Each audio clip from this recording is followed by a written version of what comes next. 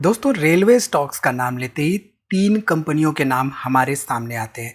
IRCON, IRFC और RBNL. लेकिन इन तीनों कंपनियों में से अगर एक कंपनी के डिटेल्स को समझना है तो किस एंगल से एनालिसिस करें? क्या आईआरएफसी सेफेस्ट हो सकती है? क्या आरबीएनएल एक ग्रोथ कंपनी हो सकती है? क्या इरकॉन एक हिडन अपॉर्चुनिटी हो सकती है? डिटेल में इन तीनों के बारे में हम बात करेंगे इस छोटी सी वीडियो में। तो वीडियो को यहाँ पे पूरा देखिए और स्टॉक मार्केट इन्वेस्टमेंट के बारे में कुछ नया सीखिए।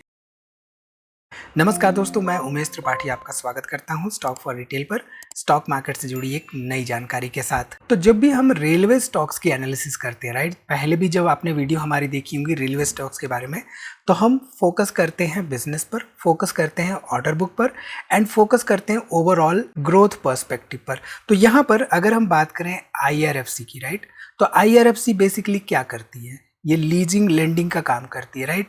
रेलवे सेक्टर का ये काम है जो कि बेसिकली एक एनबीएफसी कंपनी की तरह काम करती है। अब यहाँ पे अगर ध्यान दीजिए, इनका जो एयूएम यानी कि एसेट अंडर मैनेजमेंट है, वो जो प्रोजेक्ट एसेट्स के अगेंस्ट लीज रिसीवेबल्स हैं वो करीब करीब 52% के आसपास है। इसके साथ ही साथ यहाँ पे अगर हम ध्यान दीजिए तो टोटल एसेट अंडर मैनेजमेंट करीब करीब 4,84,000 करोड़ रुपए के आसपास है। ठीक है, इसके साथ ही साथ अगर हम यहाँ पे देखें तो आप देखिए जो इनका सेल्स ट्रैक रिकॉर्ड रहा है, 2015 में 6,900 करोड़ रुपए के आसपास सेल्स हुआ करता था। 2015 में 758 करोड़ रुपए के आसपास यहाँ पे नेट प्रॉफिट था कंपनी का। 2022 में आप देखिए तो 20,000 करोड़ का ओवरऑल सेल्स हो चुका था एंड 6,090 करोड़ का ओवरऑल नेट प्रॉफिट हो चुका था। और अगर आप ध्यान देंगे तो 2019-20 के आसपास के बाद से रेलवे स्टॉक्स ने कहीं ना कहीं से पिकअप करना शुरू किया था। ठीक है, तो इनके सेल्स में ग्रोथ हो रही थी, इनके प्रॉफिटेबिलिटी में ग्रोथ हो रही थी।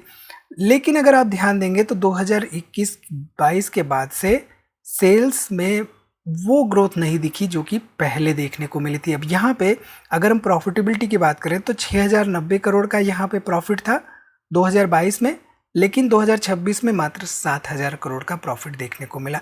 तो कहीं ना कहीं से प्रॉफिटेबिलिटी के मामले में कंपनी वो ग्रोथ नहीं दिखा पाई जो कि वो पहले 4-5-6 सालों में दिखाती आ रही थी।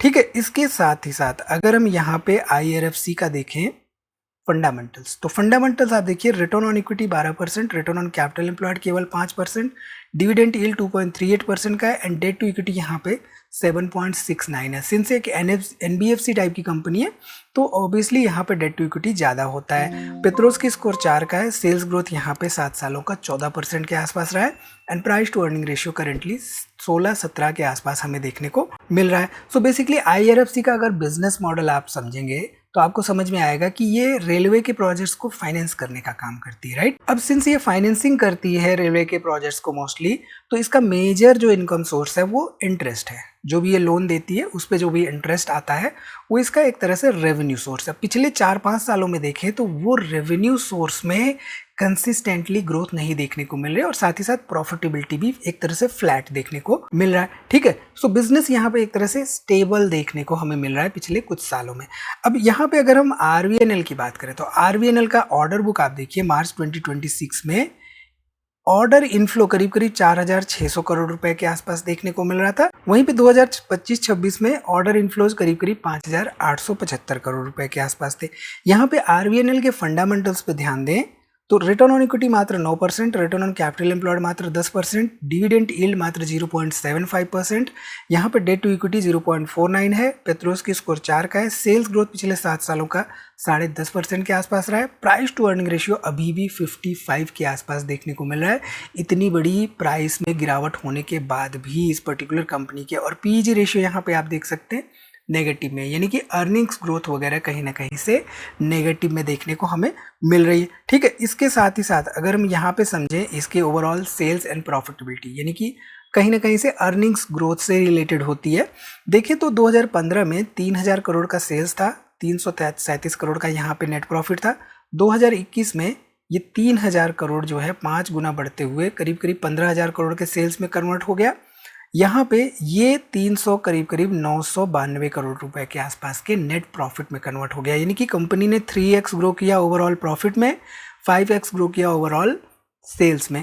अब यहाँ पे 2021-22 के बाद आप देखिए तो जो 15 से 19-20 हज़ार करोड़ का सेल्स हुआ करता था, वही सेल्स पिछले 4 सालों में, यानी कि यहाँ पे ना के बराबर ग्रोथ दिखी ओवरऑल सेल्स में, एंड यहाँ पे प्रॉफिटेबिलिटी में तो एक हमें गिरावट देखने को मिली है। यानी कि ये कंपनी भी, रेलवे सेक्टर की कंपनी जो आरवीएनएल है, ये भी सेल्स एंड प्रॉफिटेबिलिटी के मामले में ग्रो नहीं कर पाई है उस तरीके से जिस तरीके से पिछले कुछ सालों में किया। यानी कि 2015-16 के बाद 2020-21 तक जो इन्होंने ग्रो किया वो पिछले 4-5 सालों में ग्रो नहीं दिखा पा रहे हैं। ठीक है, इसके साथ ही साथ अगर हम यहाँ पे शेयर होल्डिंग पैटर्न देखें तो शेयर होल्डिंग पैटर्न में आप देख सकते हैं धीरे धीरे जो प्रमोटर्स हैं वो कम होकर 72% हो चुके हैं, 15% यहाँ पे पब्लिक है और यहाँ पे 10-11% के आसपास हमें एफआईज एंड डीआईज देखने को मिल रहे हैं। सो बेसिकली जो आरवीएनएल है राइट, वो डायरेक्टली या इनडायरेक्टली क्या करती है, वो रेलवेज के इंफ्रास्ट्रक्चर बनाती है। अब जब रेलवेज में डिमांड बढ़ती है,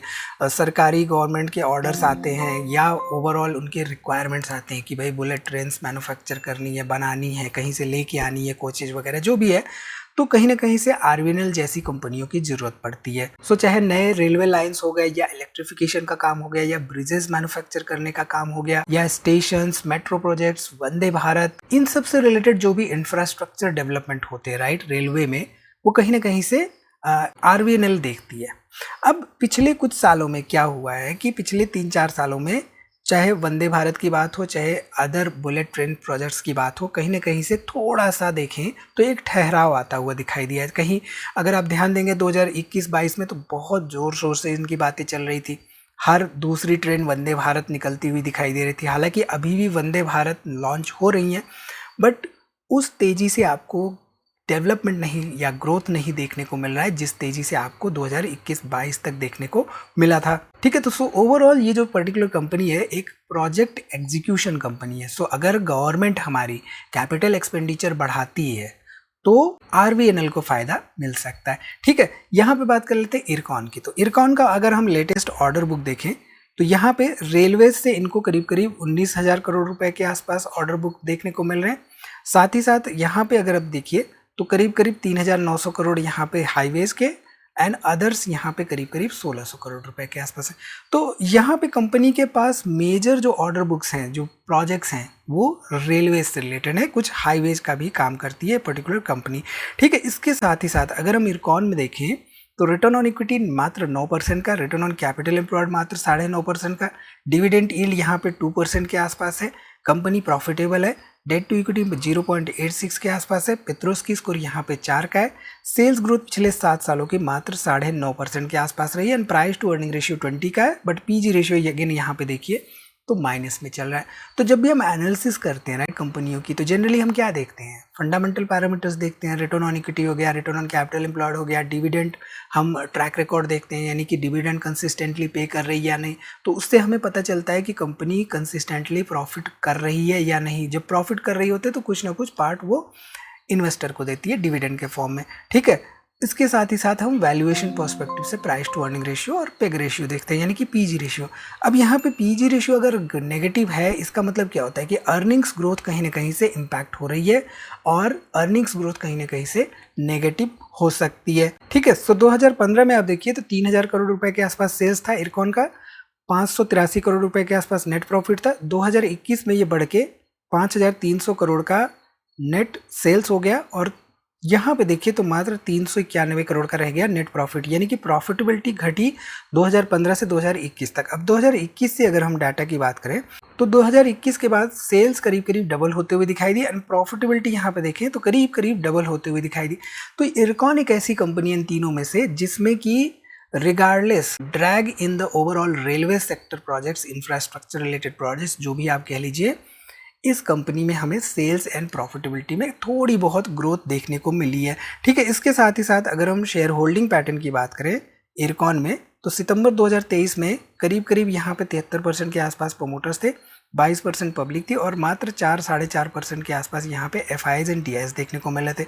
अब ये प्रमोटर्स कम होते होते यहाँ पे हो चुके हैं करीब 65% के आसपास, 5-6% के आसपास यहाँ पे एफआईज एंड डीआईज हैं, करीब करीब 28% के आसपास यहाँ पे ओवरऑल पब्लिक इन्वेस्टमेंट देखने को मिल रही है। तो जो इरकॉन है राइट, इरकॉन भी एक इंफ्रास्ट्रक्चर कंपनी है, रेलवे सेक्टर का एक आर्म है, लेकिन एक मेजर डिफरेंस यहाँ पे ये है कि जो इरकॉन है भारत के बाहर भी फॉरेन कंट्रीज में भी अपने प्रोजेक्ट्स एग्जीक्यूट करती है एंड इसके पास डाइवर्सिफाइड बिजनेस सेगमेंट है, यानी कि रेलवेज के अलावा हमने देखा यहाँ पे ब्रिजेस, टनल्स, हाईवेज, ये सब इंफ्रास्ट्रक्चर रिलेटेड प्रोजेक्ट्स भी लेती है एंड साथ ही साथ इंटरनेशनल प्रोजेक्ट्स भी हैं इनके पास। सो ओवरऑल ये बिजनेस थोड़ा सा डाइवर्सिफाइड हो गया when it comes to all comparing all the 3 companies.